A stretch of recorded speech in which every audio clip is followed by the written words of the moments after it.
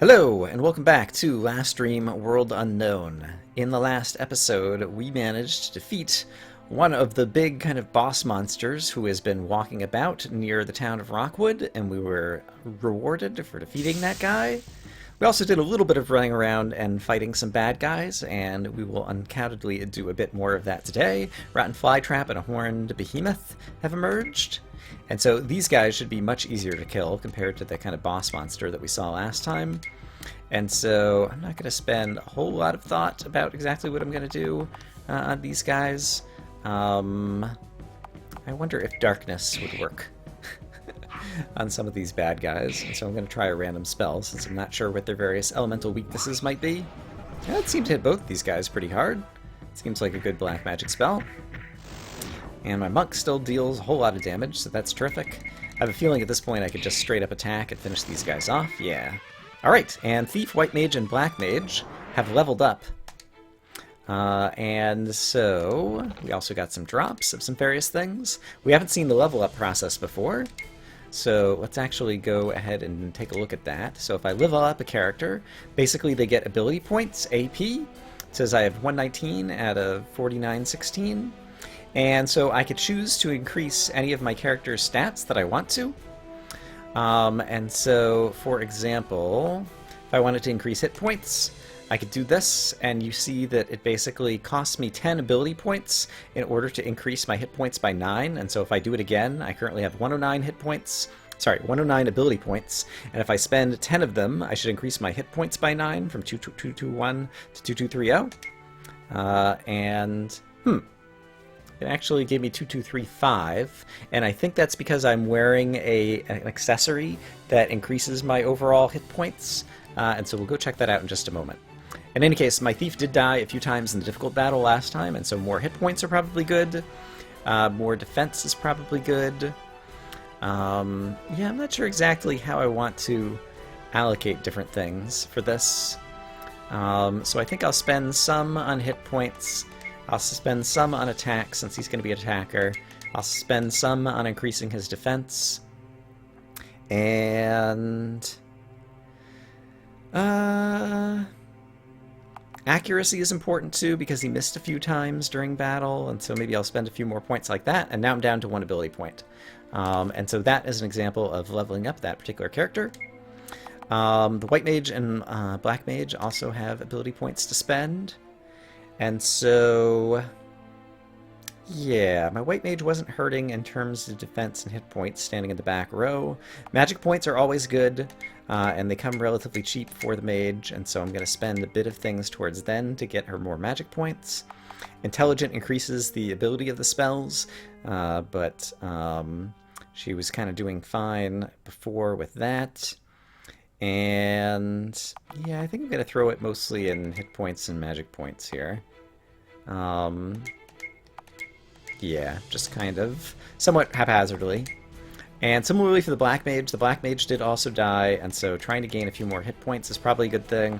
Black Mage ran out of magic points, and so trying to increase the magic point pool is definitely a good thing.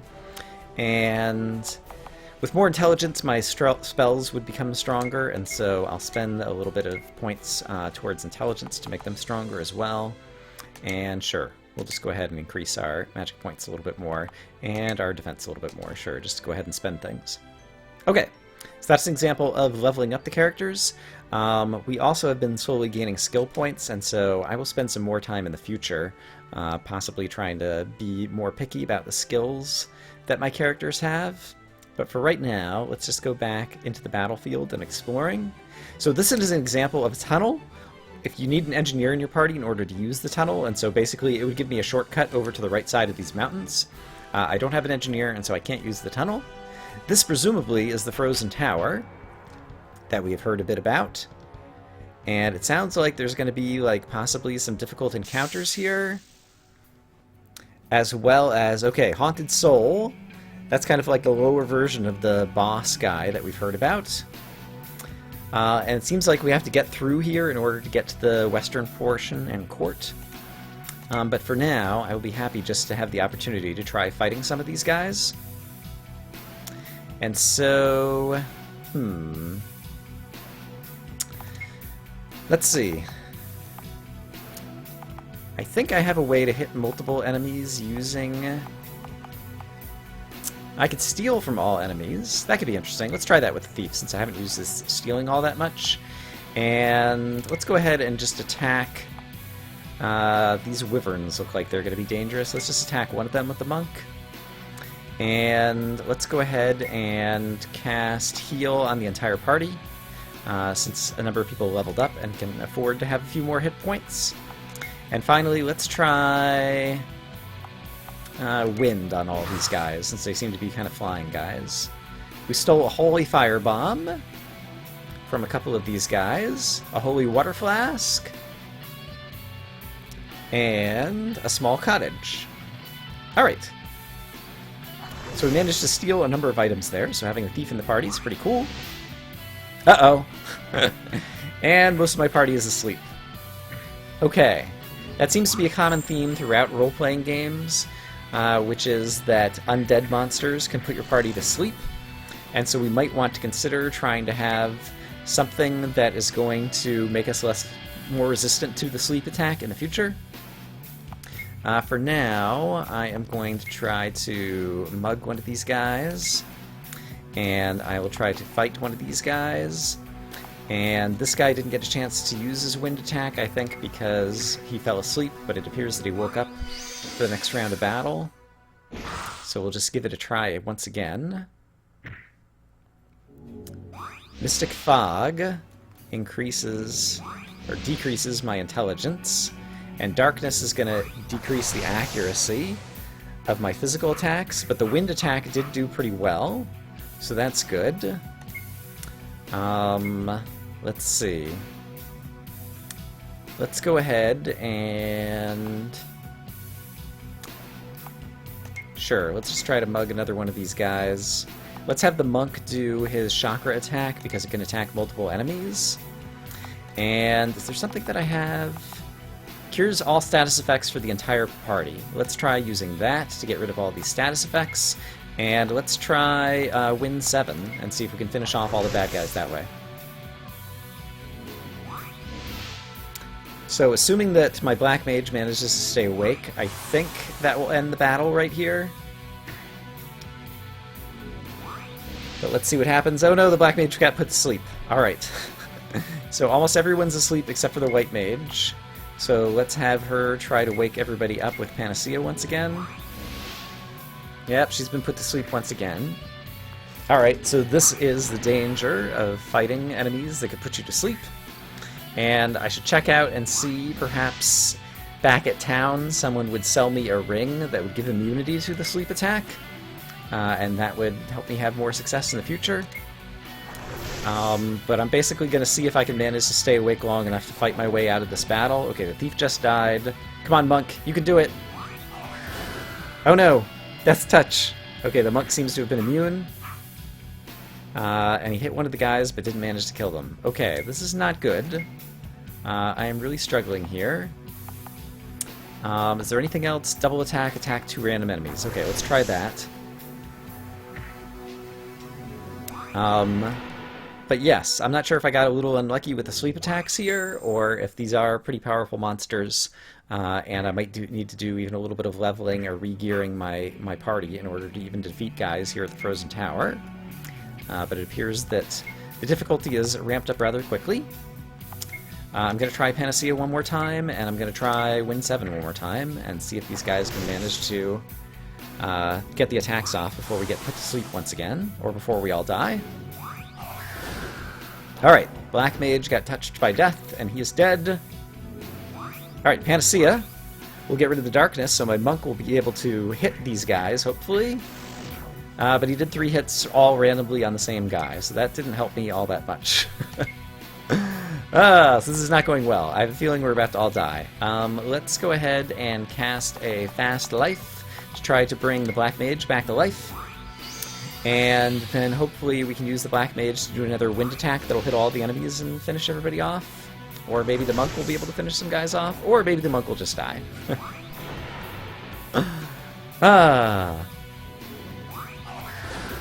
Yeah, this ended up being a much more difficult battle than the basic battles we were fighting just outside of town. Okay, so let's see what happens when we have a party wife. Thief's party was defeated. Alright, game over. Do I just have to reload my game? I guess so. Alright, so we learned what happens when we die. We just have to reload from the last place that we'd saved our progress, which was back at the start of this episode. But we did learn some important information about the different enemies we would be facing over there. And I think, was it this guy who sold rings? Yes.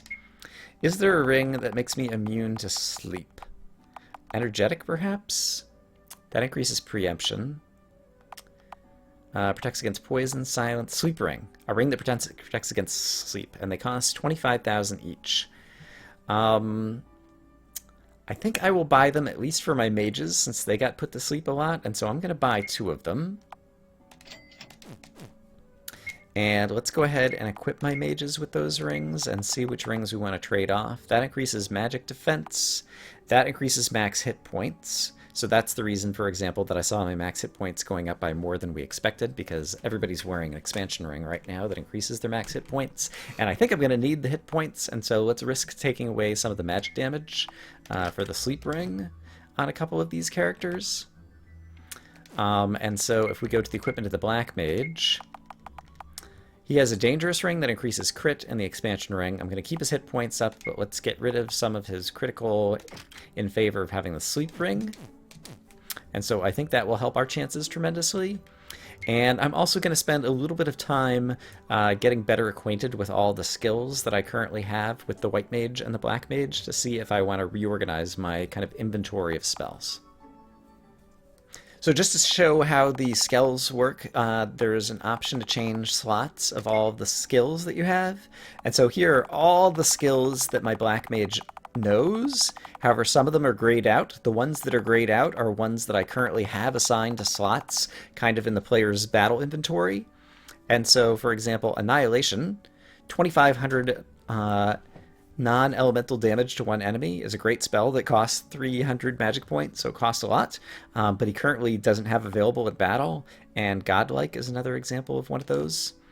And so, for example, I could choose to, let's say I wasn't interested in having Darkness 6, I could swap it out for Annihilation, and now Annihilation is kind of in his usable inventory right now.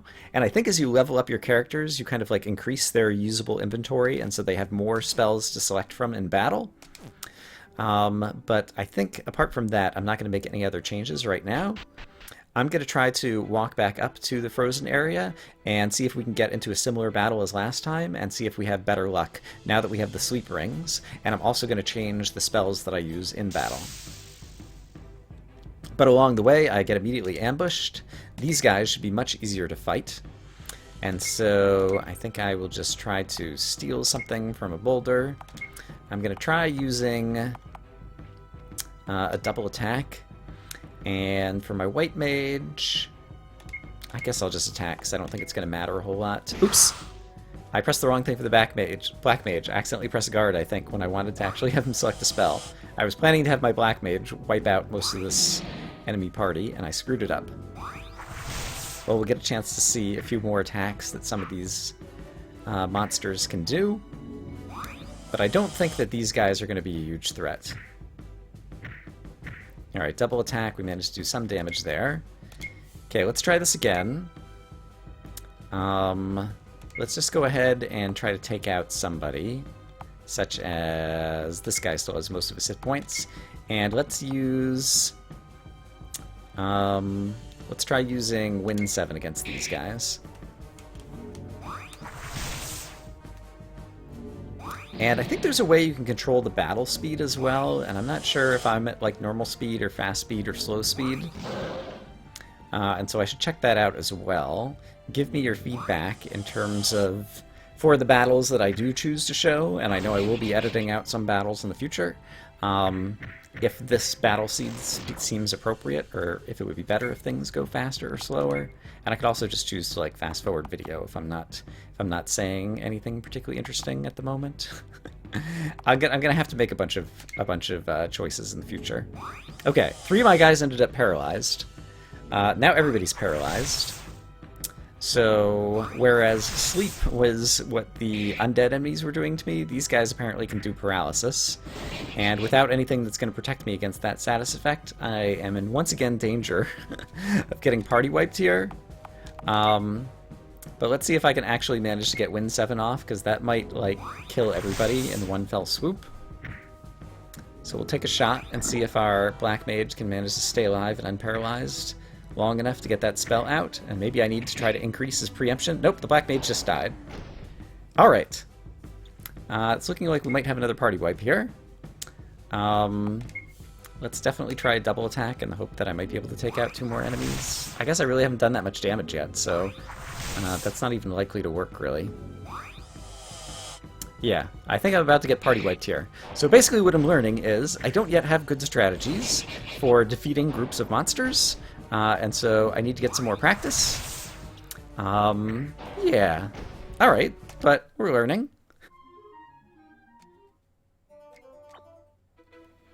Alright, 3rd time's a charm. I am going to still have the skill slot of having the super awesome spell that this guy knows, which is called, what was it called? Annihilation in my inventory. And I'm going to go ahead and actually save the game with that available. And if I encounter a large group of enemies as I'm trying to walk back up here, this time I will pull out all the stops right at the beginning in order to try to win a battle. Okay, not quite as big of a group of bad guys as we saw last time, but we're really going to go for things here. I think this boulder guy is possibly the most dangerous guy, and so I'm going to have both of these guys attack him. White Mage, I'm actually going to put up Citadel. That's for magic damage against our guys. Is there... Here's just normal defense. Okay, so I'm going to have him cast Sentinel. And I'm going to have you cast... let's try Thunder 7, because we know that works well against some of these guys. Alright, and so Red Mist is the thing that was doing paralysis, and that was cast by the mutated slimes. It's also the case that a number of guys could poison me. And the poison's going to wear down my hit points over time. But this time the Black Mage actually manages to cast Thunder 7 and kills off 4 of the 5 guys, and the monk finishes everybody off. Okay, and then I have to level up again, right. Okay, let me go ahead and do this off camera. Okay, I leveled up my characters, I had my White Mage get rid of all of our status effects and heal up the party once again. And so let's try once again to advance into the Frozen Tower. And this time, hopefully, we'll be in much better shape against any bad guys we encounter. It looked like there was something here. Aldrin Tower Gate. Guard against the dark plague of foul, zombified beasts. This gate must remain securely locked at all times. The gate is locked from the other side. Alright. Okay, this is a smaller party. It still has undead monsters who might put me to sleep, but now I'm wearing some sleeper rings. And so I'm going to focus fire, I'm going to attack like that, and since they're undead monsters, my White Mage can actually use a holy spell to deal damage against these guys, and so let's try Wrath of God. And it's typically the case that undead are weak against fire, and so let's also try casting Fire 7, and so we'll probably get a chance to see one or both of these things, how it works. Interesting, Black Mage still got put to sleep, it looks like. And did it say poison sleep? Was he poisoned and put to sleep? Yes. Did I not equip the rings? I died again and never rebought the rings and equipped them. Right. Right. Okay. I'm a dope. I am going to try to escape. Okay, I managed to escape. Let's verify what I just said in terms of equipment. Yes, not wearing sleep rings because I never saved that state. Okay, I'm going to go buy the sleep rings and meet you guys back here.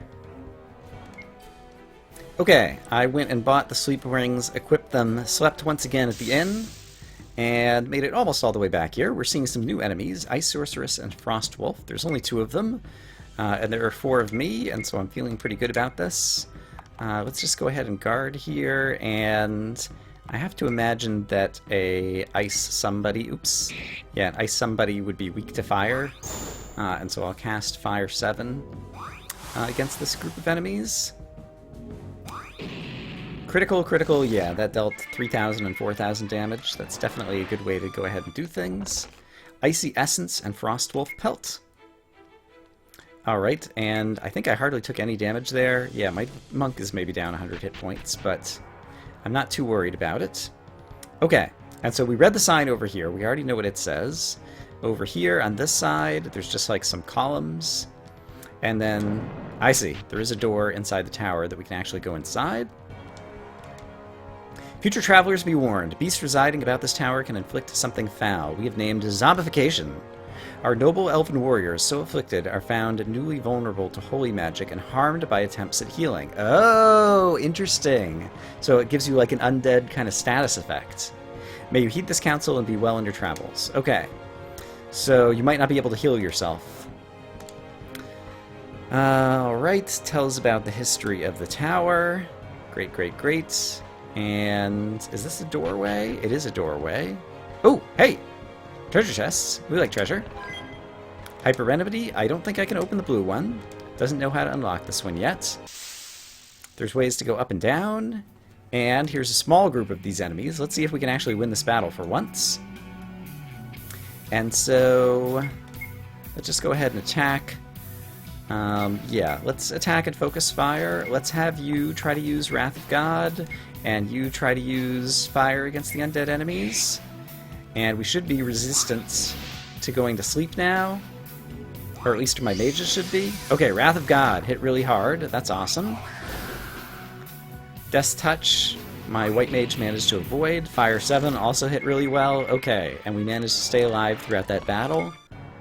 We got some new monster drops, and I think it's the case, yes, sleep is not a status effect that persists outside of battle, but it is the case that I need to cure poison. And so let's go ahead and cure it off of these 3 people who are poisoned. And I think it's still the case that my hit points overall are doing okay. Yeah, people are only down a tiny bit, so I'm not going to worry about my hit points being down right now. And there is like a staircase over here as well, so does this bring me... Ooh, it's like a puzzle room, it looks like. The papers are covered by a thick layer of dust. The words are hastily written on the thin parchment. It's my belief the 2 plaques are the key. 2 plaques are the key. I studied their words and come to the conclusion they contain the same information. The one on the left is traditional Furman alphabet. The one on the right is written in the Holdren cipher.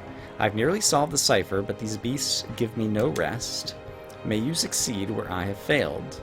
Okay, so we have like a puzzle room. Remember the sacred number. And... okay, so it appears to be just like a cipher.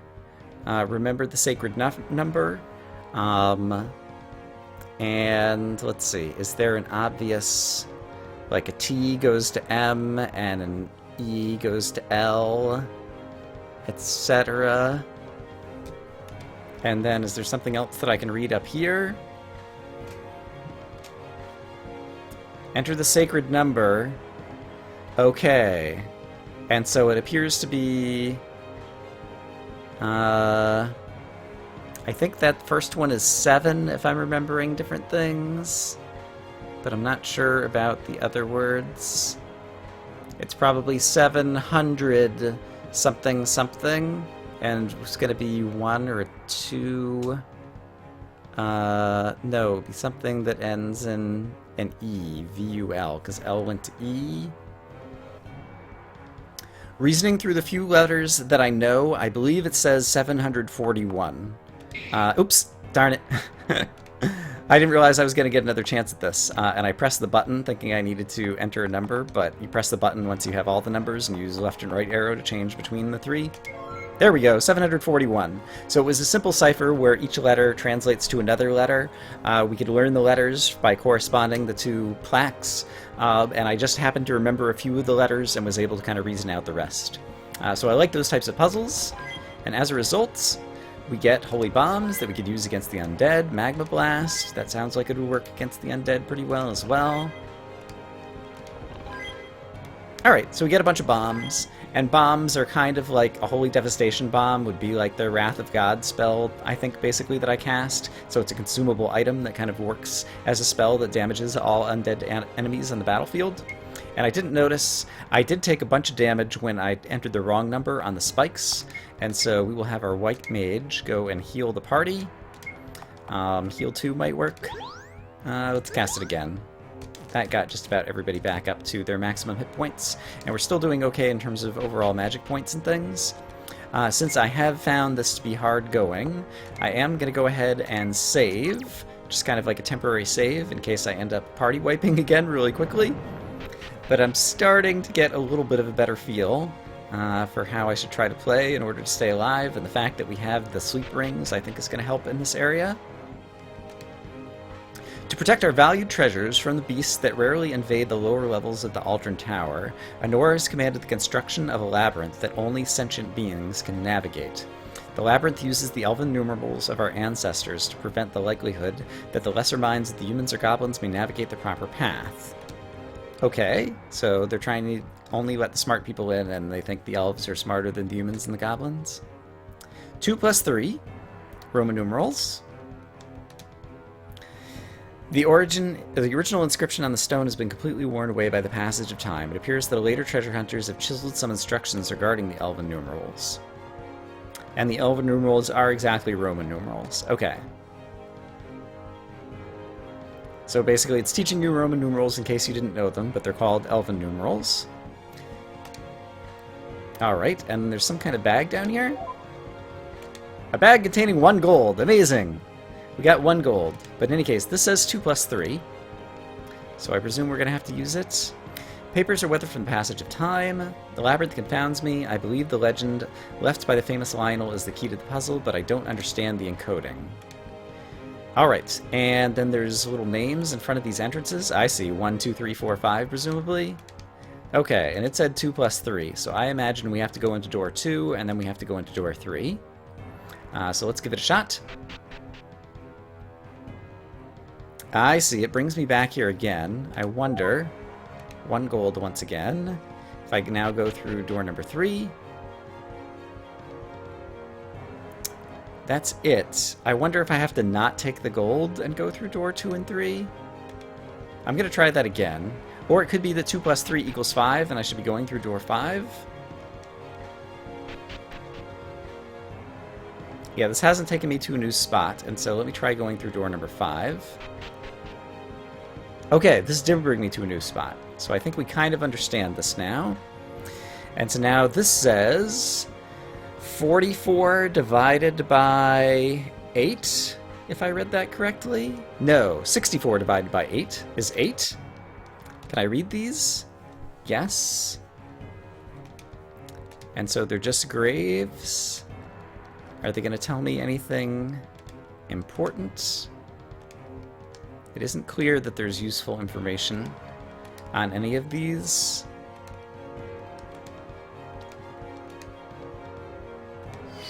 Ooh! Wow! Interesting. Each time I talk to it, something different and amazing happens. Ooh! And then I got a accessory point orb. Fascinating. And these have gold. Alright. And so we had 64 divided by 8. Oops, I just went into the wrong thing. Well, what was probably the wrong thing. And that brings me back to the beginning. Okay. I think I have a sense of how this whole puzzle is going to play out. I was trying to walk over to the sign. I've forgotten. I have auto dash turned on, which means your character runs very fast, but there is a dash button, and if I hold down the dash button, it makes my character run more slowly. And so if I'm trying to carefully walk over to the sign and look at it, rather than possibly overshoot the sign and run into a door that I didn't mean to go to, I should probably use my dash button so that I can walk more slowly and carefully. But I think I have a sense of how to progress through this labyrinth. But I think maybe we will save that for next time. Or actually, I had lots of false starts in this episode, but starting to make some progress. But yeah, I don't want to keep these things too long until I get more feedback, and I was recording the last 2 episodes back to back, so I'll wait and see what people say in terms of kind of like how long episodes should be and how fast the battles are moving forward and all that kind of stuff. So leave your comments and feedback in the comments of the video below. I hope, as always, that you guys are having a great day, and I will see you next time as we try to get through this Frost Tower, which seems to be kind of a puzzle labyrinth that I think I'm going to enjoy. So, see you guys next time.